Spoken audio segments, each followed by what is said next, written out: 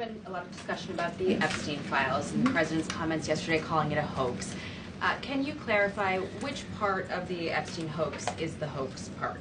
The president is referring to the fact that Democrats have now seized on this as if they ever wanted transparency when it comes to Jeffrey Epstein, which is an asinine suggestion for any Democrat to make. The Democrats had control of this building, the White House, for 4 years, and they didn't do a dang thing when it came to transparency in regards to Jeffrey Epstein and his heinous crimes. It was this president who directed the Department of Justice and the Attorney General to do an exhaustive review of all files related to Jeffrey Epstein, which they did.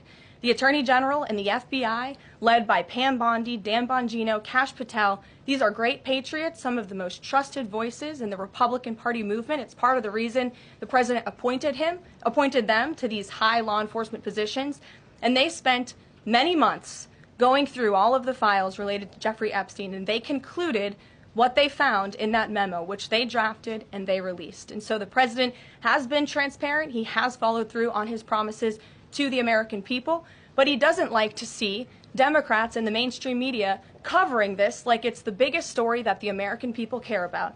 The president has been working so hard this week. On Tuesday, he went to Pennsylvania, where he secured $90 billion in investments for the Commonwealth, for the people of that state.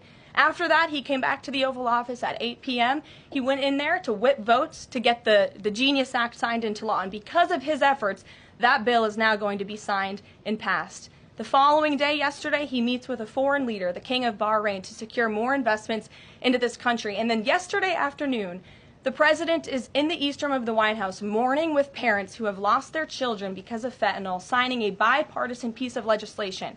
And not a single cable network in this country took that event live and covered that event like they should. Those are the issues the president cares about. What could be more important to the American people than helping families who have lost their children? Those are the issues this president is going to remain focused on. I understand he wants to move on from the story, but you do have some prominent figures, including the Senate Majority Leader, the House Speaker, voicing support for the files to come out.